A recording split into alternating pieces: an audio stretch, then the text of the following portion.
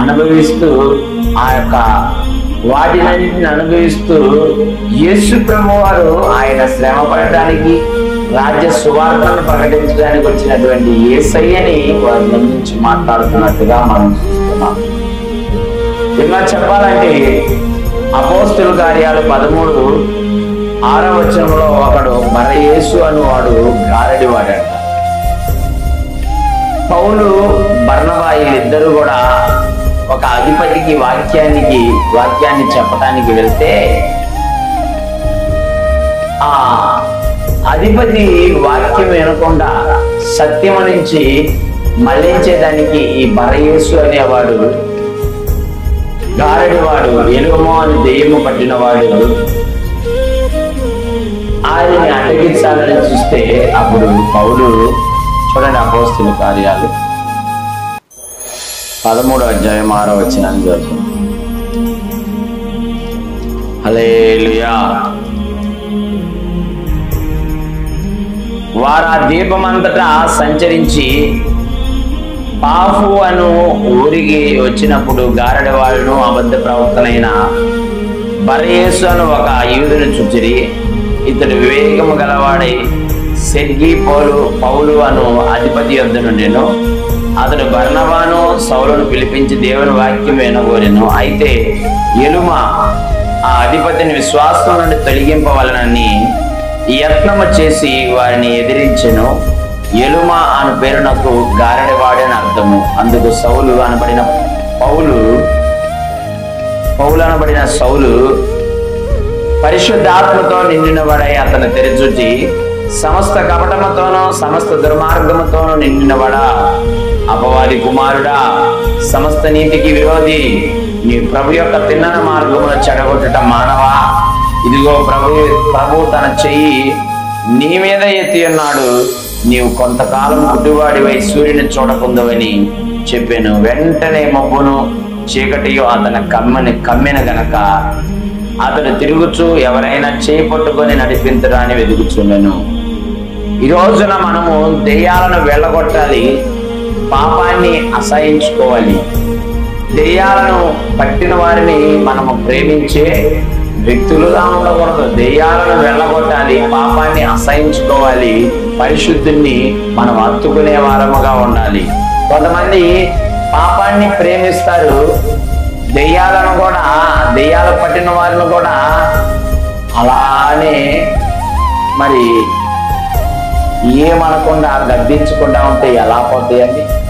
గద్దించాలి, బుద్ధి చెప్పాలి, దెయ్యాలను గద్దించాలి. ఆమె దెయ్యపు ఆత్మ కలిగి సత్యాన్ని అడ్డగించే వారిని సత్యాన్ని అయితే అడ్డగించి దురాత్మ చేత దేవుని పనిపాటు చేయాలనుకుంటారో అలాంటి వారిని గద్దించాలి.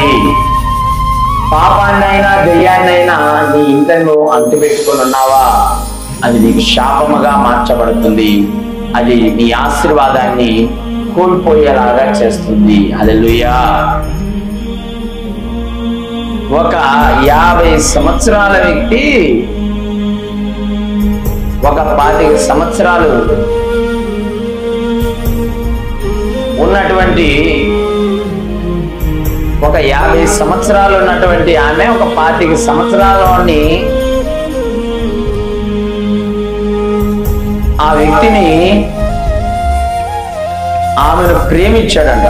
50 సంవత్సరాలు ఉన్నటువంటి వ్యక్తిని ఆమెను 25 సంవత్సరాలు ఉన్నటువంటి వ్యక్తి ప్రేమించి, నువ్వంటే నాకు ఇష్టము, నీవు లేకపోతే నేను చనిపోతాను అని ఒక లెటర్ రాసి ఇచ్చాడంట. నువ్వు గాని ఈ ప్రేమను నిరాకరిస్తే నేను ఇదిగో నీ ఇంట వాకిటే నేను చనిపోతానని ఆమెను అలాగూ లెటర్ ఒకటి రాసి ఇస్తే ఆమె ఆడిని ఆ లెటర్ని చూసి, అయ్యో పాపం నా వలన ఒక మనిషి చనిపోతాడు, నేను గాని ఈ ప్రేమని యాక్సెప్ట్ చేయకపోతే వాడు చనిపోతాడు అని పాపం మీద ధైర్యాన్నిచ్చిందంట. ఆమెకి ఎన్ని సంవత్సరాలు? 50 సంవత్సరాలు. వాడికి ఎన్ని సంవత్సరాలు? 25 సంవత్సరాలు. ఆమె ఏమనాలా? పాపాన్ని వెంటనే గద్దించాలి కదా. రే ఎవడరా నువ్వు, నీ వయసు ఎంత, నా వయసు ఎంత, ఏంటిరా అని గద్దించాల్సినటువంటి ఆ మనిషి, అయ్యో పాపం నా వలన ఒక ఆత్మ నశించిపోద్ది, నా వలన ఒక వ్యక్తి ప్రాణం పొద్దని పాపం మీద దయదలిచిందంట. దేవుని బిడ్డలారా, ఈ రోజున పాపాన్ని, దయ్యాన్ని దయదలవకూడదు. దాన్ని దయదలిచిన ఎడల అది నీ శాపముగా మార్చబడుతుంది. ఆ తర్వాత మనం చూస్తే ఆ ఇద్దరు వ్యక్తుల్ని, ఈ 50 సంవత్సరాల ఆమెని, ఈ 25 సంవత్సరాలని ఆ ఊరి వారు నరికి ముక్కలు ముక్కలుగా చేశారంట. ఒకసారి ఒక పెద్ద గాలివాన వచ్చింది. ఒక గాలివాన వస్తే ఆ గాలివానకి ఒక మర్రి విత్తనము అమాంతంగా లేచి తాడి చెట్టులో పడ్డదంట. హల్లెలూయా, హల్లెలూయా. ఆ గాలివానకి మర్రి విత్తనము తాడి చెట్టులో పడితే తాడి చెట్టు అందంట. హల్లెలూయా. తాడి చెట్టు మర్రి విత్తనం అన్నా నువ్వు ఎందుకు నా దగ్గరకు వచ్చి పడ్డావు, ఇక్కడి నుంచి నువ్వు అది తీసుకుని. హల్లెలూయా అని మర్రి విత్తనం అడిగితే, నా బతుకెంత, నేనంత, ఇదిగో గాలి తుఫాను వల్ల వచ్చి నీ మీద పడ్డాను, రేపు పొద్దున వెళ్ళిపోతాలే, నేనే నీకు గొరువయ్యానా, ఇంత తాడి చెట్టువి నువ్వు అని ఆ మర్రి విత్తనము తాడి చెట్టుని ఏం చేసిందంట, కన్విన్స్ చేసింది. ఏం చేసింది? కన్విన్స్ చేసింది. నీ బతుకు నువ్వేం చేస్తావులే, ఆడ పడుందంట.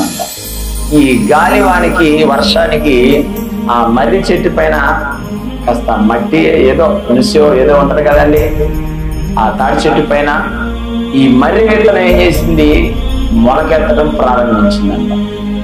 ఇదిగో నీకు ముందే చెప్పాను కదా, నువ్వు ఇక్కడి నుండి వెళ్ళమని, నువ్వు మళ్ళా మొలకెత్తావు వెళ్ళమంటే అని అంటే, నేనెంత మొలకెత్తాను, ఎంత చెట్టుని నీకు నేను బరువు అవుతానని మరలా కన్విన్స్ చేసిందంట.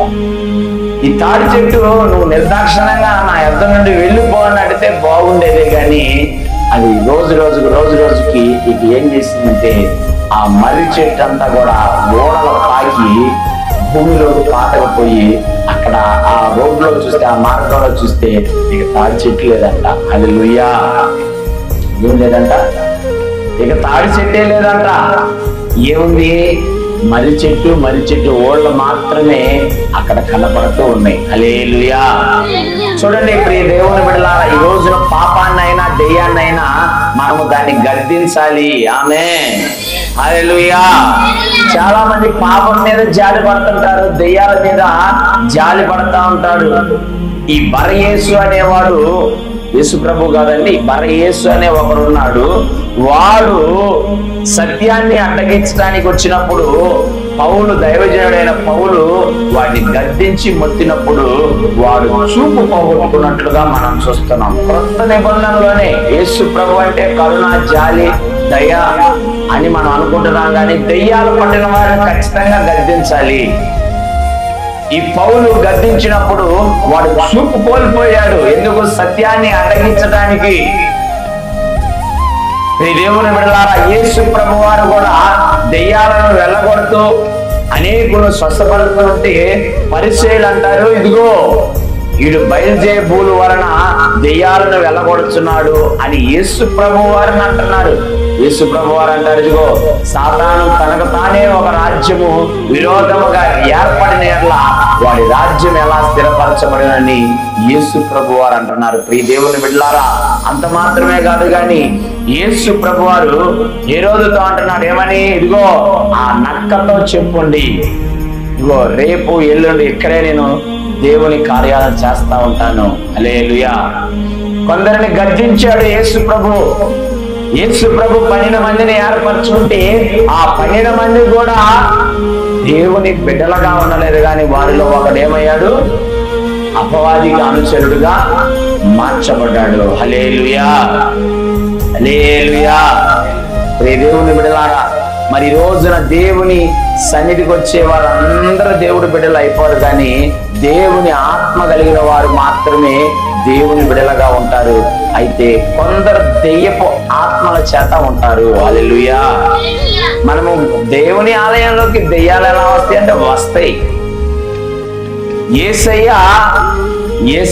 యేసు ప్రభు చెప్తున్నటువంటి మాటలు అంత మాటలు కాదు, కానీ ఏబు గ్రంథములో మనం చూసాం 1వ అధ్యాయం 6వ వచనములో, ఒకానొక దినమున దేవుని దూతలో యెహోవా సన్నిధిలో నిలుచుంటానికి వెళ్ళినప్పుడు దేవదూతలతో కలిసి ఎవడొచ్చాడు?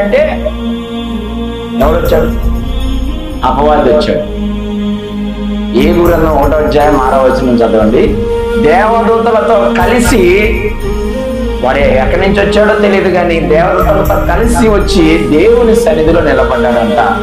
కనుక ఈ రోజున దేవుని మందిరానికి వస్తున్నటువంటి నీలో దెయ్యపు ఆత్మ ఉందా, దేవుని ఆత్మ ఉందా అని నువ్వు పరిశీలించుకోవాలి. నీలో దేవుని ఆత్మ ఉన్నట్లయితే నీవు దేవుని కార్యాలు చేస్తావు, దేవుని పని పాడు చేయకుండా దేవుని యందు ఆసక్తి కలిగి ఉంటావు. హల్లెలూయా, హల్లెలూయా. ఈ రోజున కొంతమంది చెప్తా ఉంటారు, పాపం మీద దయ తెలవాలని, దెయ్యం మీద దయ తెలవాలని చూస్తే అది నిన్ను శాపంగా మార్చిద్ది, నిన్ను పాడు చేసిద్ది. మొదటి యోహాను రాసిన పత్రిక, పిండి ఉందండి, పిండిలో కలిపిన పిండిలో పులిసిన పిండి ఒకరు ఉందనుకో, ఏం చేసిద్ది? అది మొత్తం ఏమైపోయింది?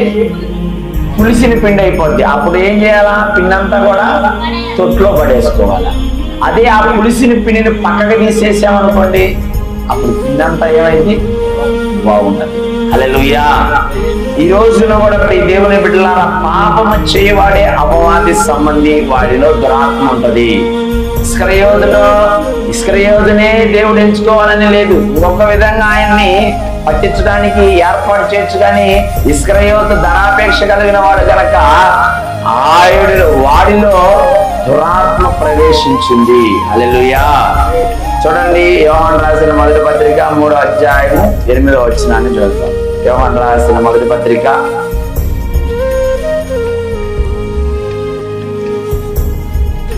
'హల్లెలూయా'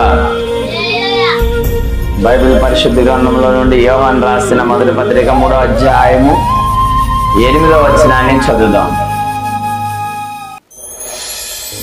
అపవాది మొదటి నుండి పాపము చేయుచున్నాడు గనుక పాపము చేయవాడు అపవాది సంబంధి. అపవాది యొక్క క్రియలను లయపరచుటకే దేవుని కుమారుడు ప్రత్యక్షమాయెను. దేవుని మూలముగా పుట్టిన ప్రతివానిలో ఆయన బీజము నిలుచును గనక వాడు పాపము చేయుడు. వాడు దేవుని మూలముగా పుట్టిన వాడు గనక పాపము చేయచాలడు.